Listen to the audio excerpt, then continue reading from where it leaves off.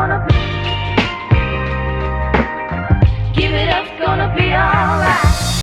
Hi everyone, and welcome to another episode of This Week in Trans Stupid, where I run down some of the stories that have gone on over the past week, because I believe that stupidity is intersectional. The first story that I want to be touching on today kind of follows on from a growing trend we've seen over the last couple of years, and especially since Donald Trump won the 2016 US election. And that's the rise of fake hate crimes. Now, this year we've already had some fairly high profile examples, such as the Covington kids. These are the Trump supporters who were accused of racially abusing a man at a rally, only for it to turn out that such a thing didn't happen at all. We've also had Jussie Smollett, which is a bit more high profile, after he accused two MAGA supporters of putting a noose around his neck and assaulting him, only to turn out those MAGA supporters were actually Nigerian. But not to be outdone by any of those two, naturally the trans community has to have their go as well. LGBT activist burnt down his own home because he was annoyed there was no prejudice to campaign against. Yes, in 2019 it can be quite tough if you are a minority and yet you've not been assaulted, and I can personally attest to that. Every day I leave my flat and I don't get any abuse. I don't have people lobbing bricks at me, nobody sending me threatening letters, and it leaves me feeling really left out, so I can kind of sympathise where this guy's coming from. What's the point of being in current year if you're not a victim? An LGBT rights activist burnt down his own house because he was annoyed there was no prejudice for him to campaign against, police say. Nikki Jolie, 54, is accused of faking the August 2017 fire which killed his 2 dogs and 3 cats. You killed your dogs because you were worried that you weren't getting enough hate. Because he'd been left bored after the passage of a non-discrimination law in Jackson, Michigan, where he lives. Afterwards, 2 church officials who worked alongside Jolie told police he'd been disappointed the Jackson Pride Parade, held 5 days before the fire, hadn't received more attention or protests. Jolie, a transgender man, had married girlfriend Chris Moore shortly before the fire, which prompted a $58,000 fundraising effort for the couple. He took to Facebook 2 days after, telling supporters, yes, be angry, be very angry. But police were already turning their attention to Jolie after discovering he had bought $10 of gas at a local marathon store on the morning of the fire. Jolie, whose local paper awarded him Citizen of the Year 2017 for his work on advancing LGBT rights, said he had done so to cut the grass. Current year is one of the best times to be alive, whether you're lesbian, gay, bi or trans. Discrimination in the West is at an all-time low. Acceptance is on the rise. We're seeing more and more people be open to tolerating, if not downright accepting, who we are. And yet this isn't good enough. They want their whole lives just to be revolving around the fact that they are a victim. It's what gives them their social mobility. Being able to go out in the queer community and say that you've been oppressed and you've been attacked all these different times gives you much more social currency than if you're living a full life without any real difficulty. When I transitioned, one of the things which I really aimed to do was to just become a normal member of society. I wanted to go out and get a job, I wanted to contribute, I wanted to be a success. But the modern day queer movement is not about success at all, just the opposite. And this kind of thing shows it. The amount of fake hate crimes we've been seeing over the past couple of years alone is just a testament to how good we really do have it. Nowadays, the queer community doesn't really care about people who are successes at all. Like, you don't see them really championing people who are just going out there making a proper life for themselves. Instead, it's all about being an underdog.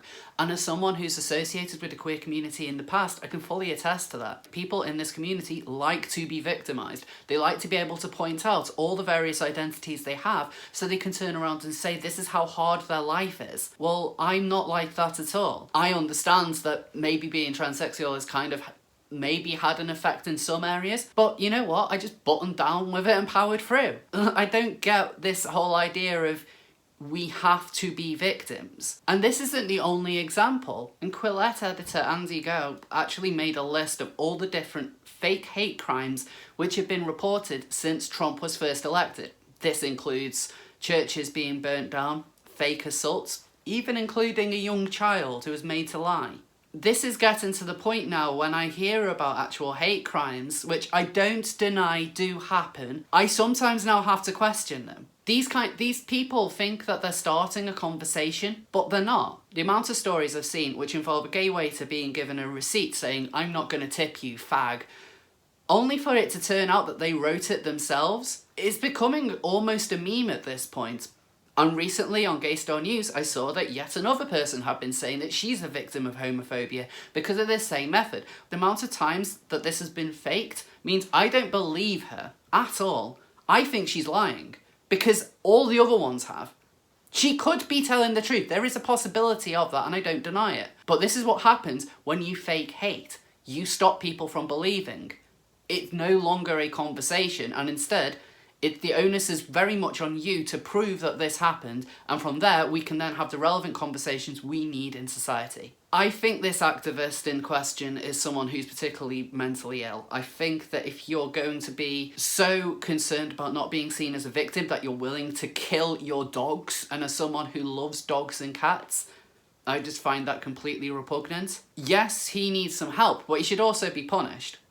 And this is someone who is being held up, apparently in the local area, as a big queer advocate. Well, I would say that he probably did a good job getting rid of a lot of the hate to the point where you had to fake a hate crime to give yourself something to do. I think that we're going to be seeing a lot more fake hate crimes though. It seems to be getting worse and worse. And the likes of Covington and Jussie Smollett are only the things that have started this year off. We've still got another 9 months to go.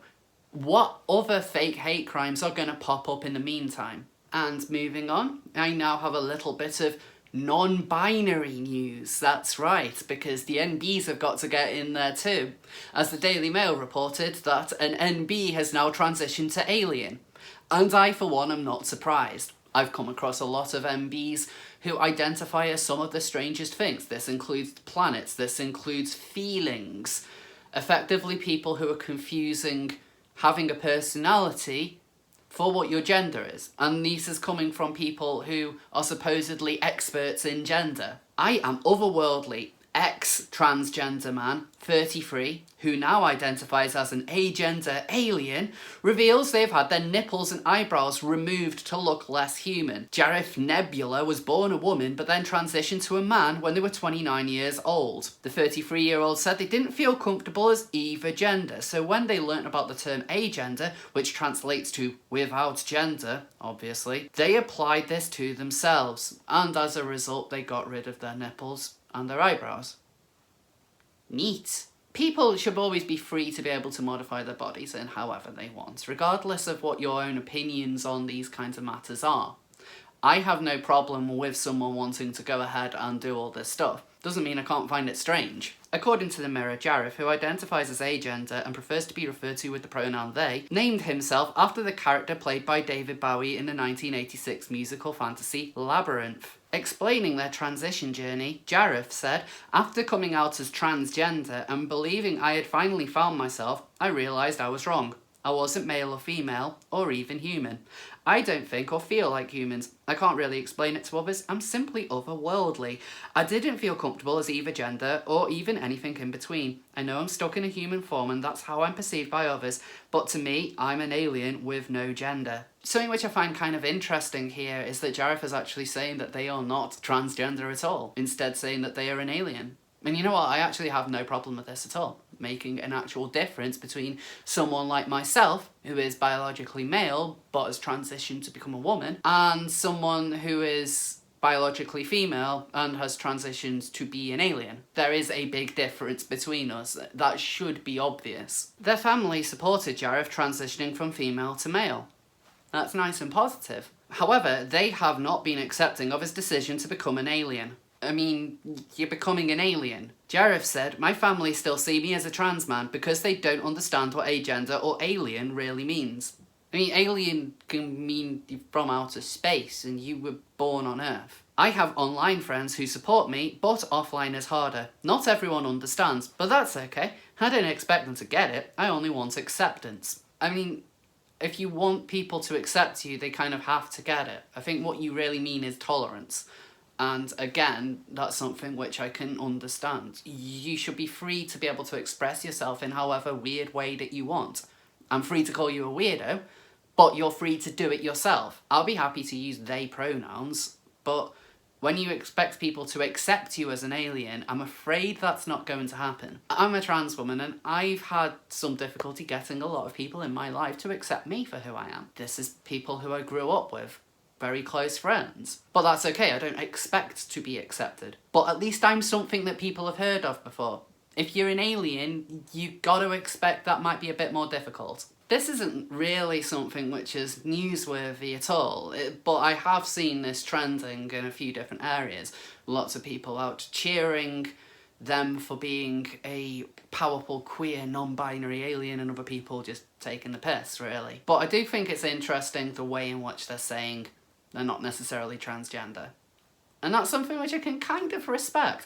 In fact, it's quite nice to see someone who might well be considered non-binary actually saying, no, we are different. And that's great. I want more non-binary people to be able to point that out. Because it shouldn't be my job to always say, no, we are not the same thing. I have a medical condition, you have a warped ideology. Ultimately, if this is something which this person wants to do, then that's cool. Still look weird though. So the last story I want to touch on today is actually quite a big deal. Now the case involved has actually been kept quiet for a good number of months. I had no idea that this was going on, so I'm sure a lot of people did. And it involves Miranda Yardley. Now Miranda Yardley is someone who is quite controversial when it comes to the whole trans conversation. I know people who find Miranda to be a valuable voice in the trans debate, but I also know of quite a few trans women who have had run-ins with Yardley that have not ended in a particularly good way. But what I'm going to be discussing is nothing to do with whether or not you like Miranda Yardley. This issue has a bit more ramifications for anyone who's going to be critical of the whole trans movement. Britain's first transgender hate crime trial is halted after 1 day as judge says there is no case and there never was a case. Miranda Yardley, 51, was accused of harassing trans activist Helen Islan. It's important to state that Helen Islan is not actually trans herself, however she has a child that is, and that will be quite relevant in a short while. Britain's first transgender hate crime prosecution has been halted by a judge who declared there is no case and there never was. Miranda Yardley was put through 10 months of hell after being accused of harassing a trans activist on Twitter, but District Judge John Woolard dismissed the case after a one-day hearing, saying there was simply no evidence. Campaigners called the decision a victory for free speech, while the accused claimed police were being used to enforce a political ideology. On the one side was Yardley, an accountant who describes himself as transsexual and identifies as a man, even though he underwent gender reassignment to become a woman 10 years ago. And despite his own experience, his contention is that individuals cannot change sex, and this has drawn fierce criticism on social media. Giving evidence via video link was his accuser, Helen Islan, who is married with children and works with trans advocacy group Mermaids, which campaigns for children who want to change gender. The court heard that one of Islan's teenage children is transgender.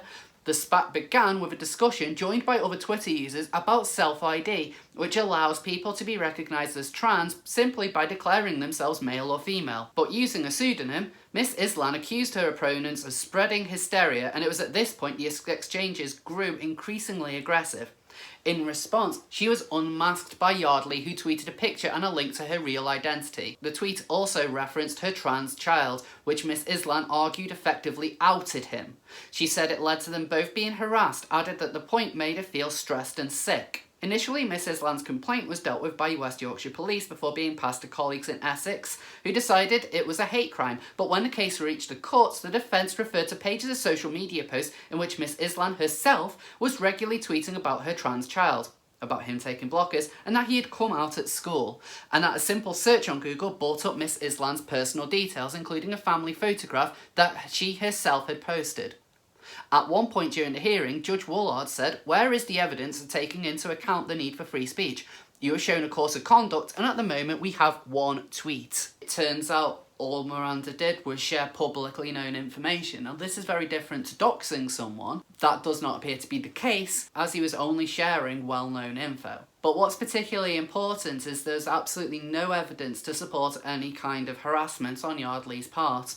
And whilst this was eventually labelled a waste of time by all parties involved, this is highlighting how even the smallest criticism of anyone involved in the trans debate can all of a sudden lead to being a hate crime. This isn't the first time in the last year that we've heard of people getting in trouble with the police for next to nothing. And Yardley is only the latest example, despite Yardley being trans himself. If someone who is openly trans can't even talk about this stuff, what hope does that give anyone else? You always hear in these communities that the conversation should be ours and you need to listen to trans people, need to listen to trans women. Well, okay, but Yardley was speaking, and what was the result of that? It got taken to court. So this whole idea of you got to listen to insert group is immediately bullshit. That can be applied to any group that pushes identity politics. Comedian Graham Linehan, who has been publicly critical of trans activists for attempting to close down freedom of speech. That's not why Graham Linehan is critical of them. Graham Linehan doesn't give a shit about free speech. Graham Linehan only cares about Graham Linehan's speech. But I digress. Linehan says this is about an ideology and everyone who has tried to speak up against it is shut down, and the activists are using every means they can to do this, including the courts. And I agree with Graham there, at least, that they are indeed making moves to take this into more legal matters. One of the reasons why I talk a lot about the way trans activists act is because of the threat that they have to free speech. They're a group which remains unchecked because if you criticise them, you're accused of transphobia. I myself criticise them and I'm called a TERF despite not being trans exclusionary nor a radical feminist. I've been called a quisling. I've been called a traitor. I've been called a trans token, true scum, everything under the sun. There doesn't seem to be any way of being able to really speak out against them. Now they're using the legal route more and more. We're seeing more people being reported to the police, whether or not a crime has been committed. And then they're being dragged to courts. And Yardley's not the only example in the last year. Remember Linda Bellows, for example. We're finding more and more that being able to criticise certain groups is considered completely off limits. And for a group which is such a small portion of the population, the power which they have is completely disproportionate. I'm really glad that the courts threw out this case, and I'm very glad that the judge openly called out Miss Islan, who, by the way, wanted to stay anonymous, but that wasn't granted. Sometimes I wonder just how long it will be until I receive a knock on my door for some of the videos that I've done or some of the things that I've said on Twitter. And if they're going to go after Yardley, then, you know, they have no limits. They're going to come for anyone that they can. So you need to be able to make a stand now. And again, this isn't saying that screw all trans people, don't, like, trans women are the big problem here, anything along those lines. It's about common sense, common decency. I might not agree with Miranda Yardley on a lot, but in this instance, I certainly stand with him, and I hope a lot of people do as well.